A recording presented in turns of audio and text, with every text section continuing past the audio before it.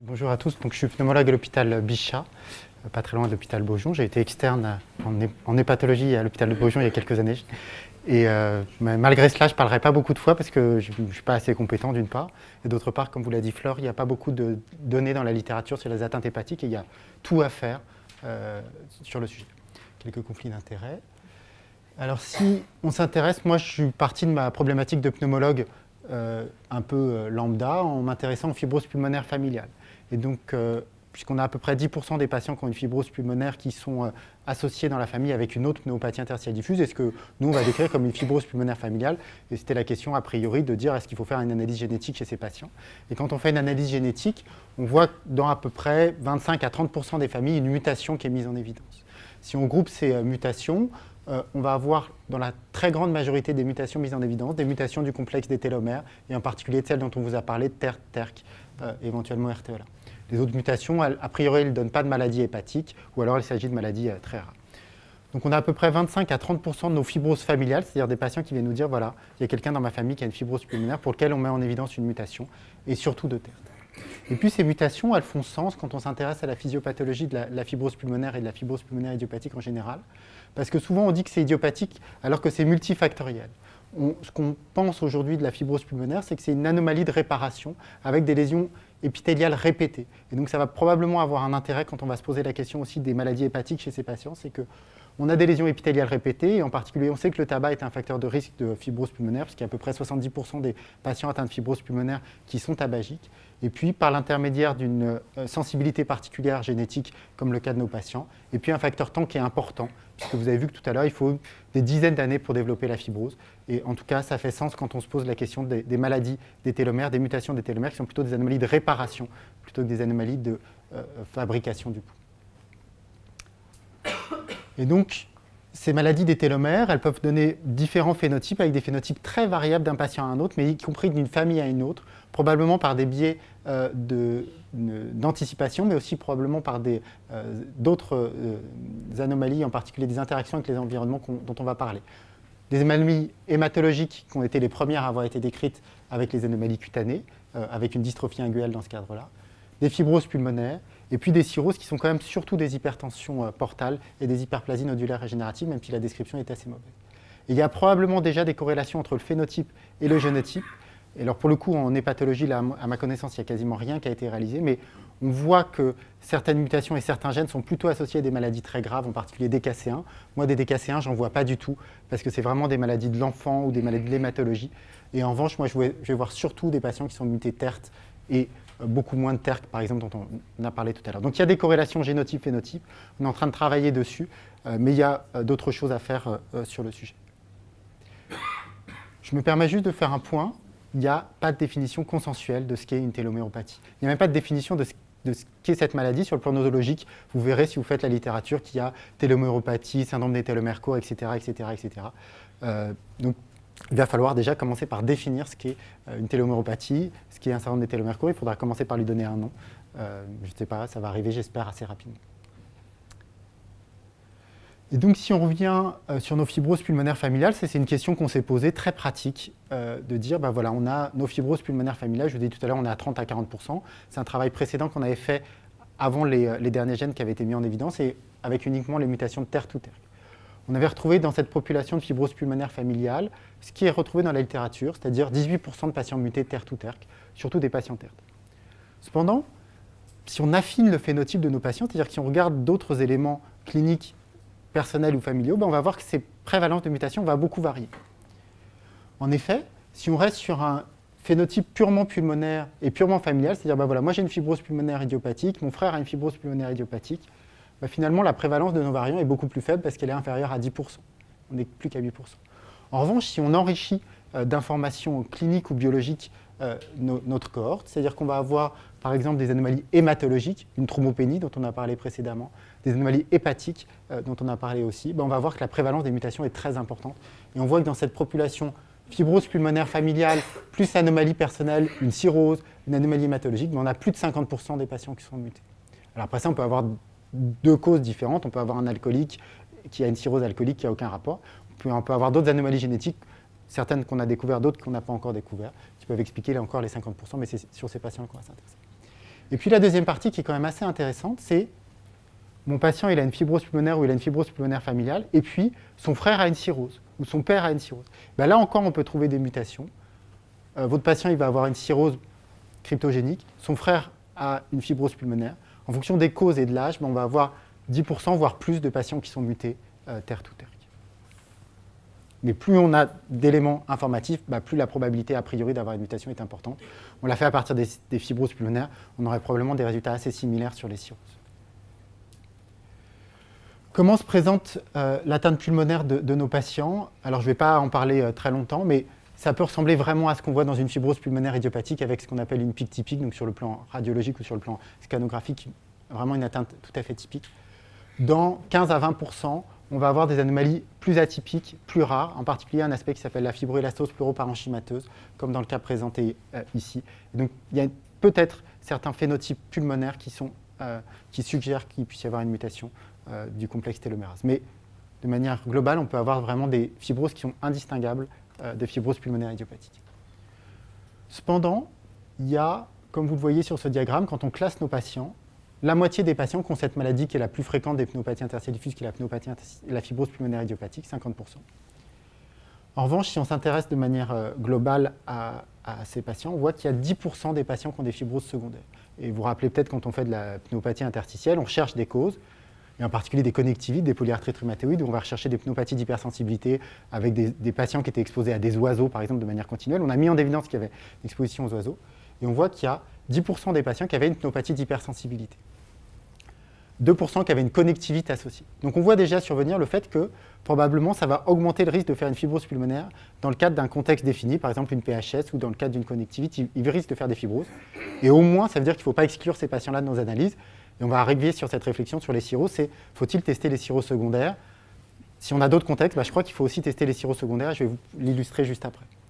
Et de manière intéressante, et c'est probablement la meilleure démonstration que ce qu'on dit est assez juste, c'est que les Américains ont décrit leur cohorte de manière au même moment, et ils retrouvent la même chose, 10% de fibrose pulmonaire secondaire avec beaucoup de PHS.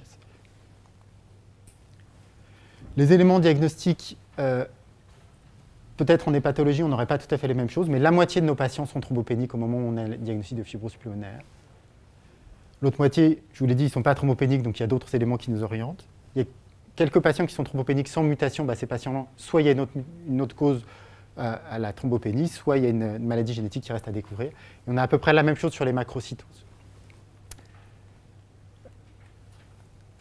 Je vous ai dit tout à l'heure que vraiment les maladies des télomères, et on en a parlé tout à l'heure, c'est vraiment des maladies de l'interaction entre les gènes et l'environnement. Alors sur le plan hématologique, c'est probablement un peu plus complexe, même si on a au moins une illustration de ça.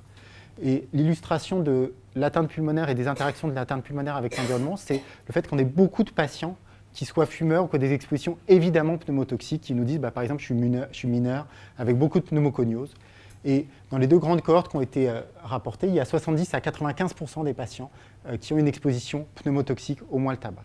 Donc c'est au moins un élément sur lequel on pourra jouer quand on verra nos patients, c'est de dire, attendez, alors moi j'ai un patient qui est pompier, enfin un patient non, un porteur sain qui est pompier professionnel.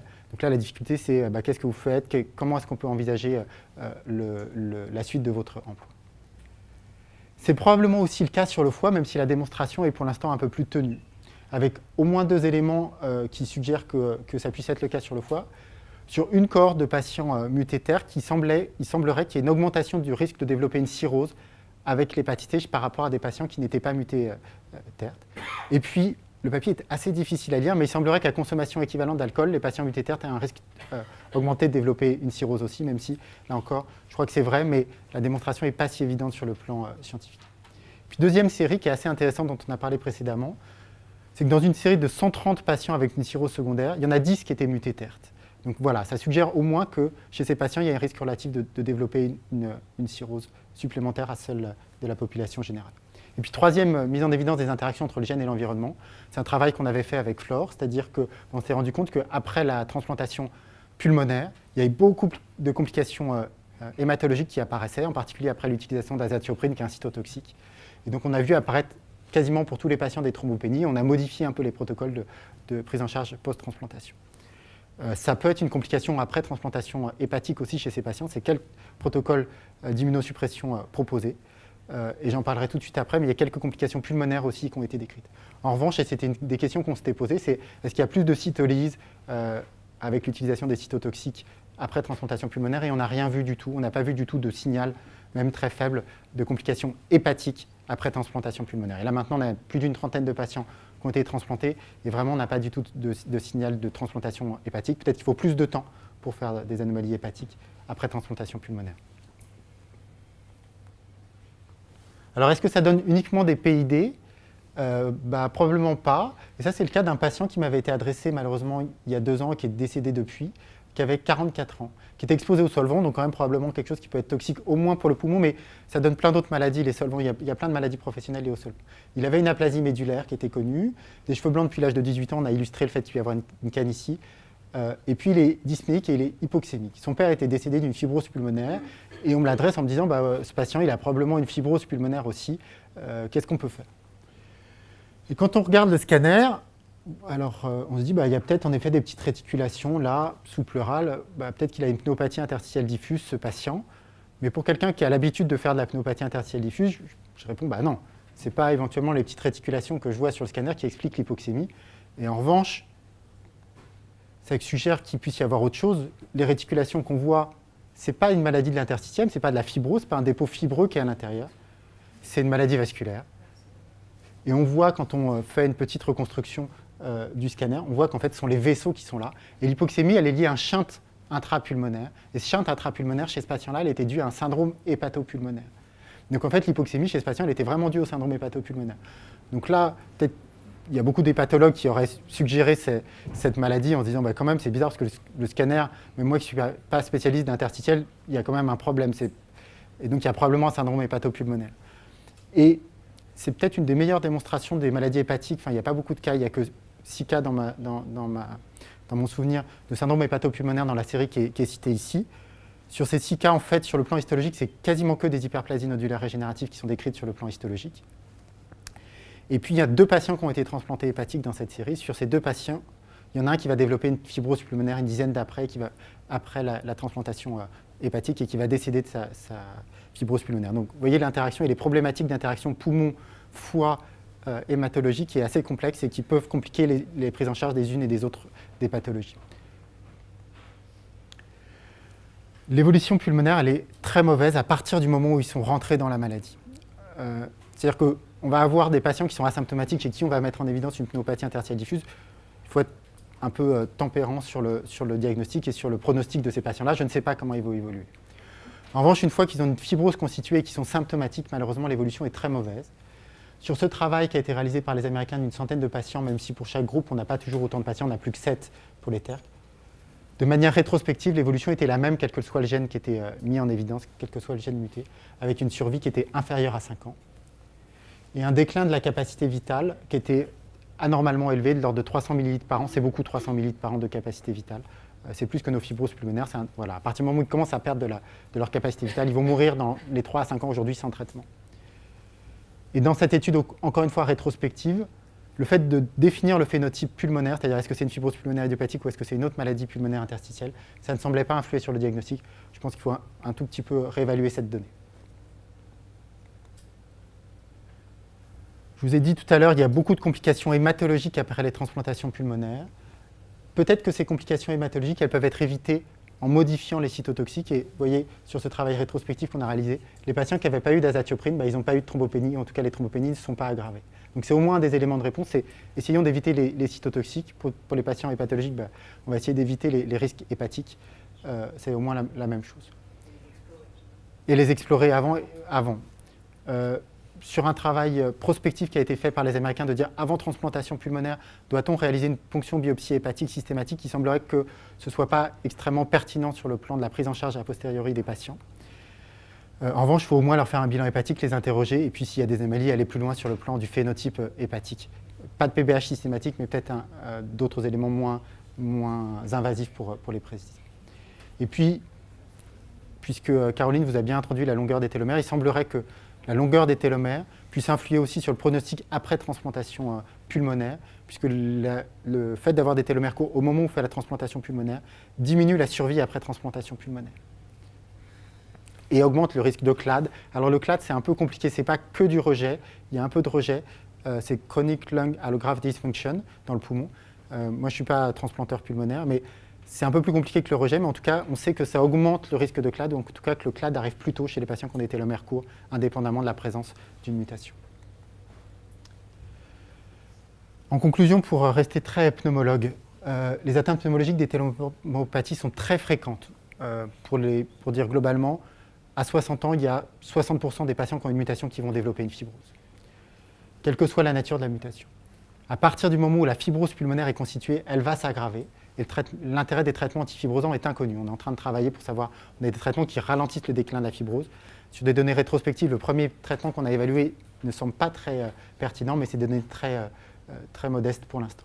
Et puis, pour le poumon, pour rester pneumologue, la transplantation pulmonaire peut être réalisée, mais il faut qu'il soit évalué par des hématologues, par des hépatologues, avant de définir quel traitement et quel protocole on peut leur proposer. Je vous remercie de votre attention.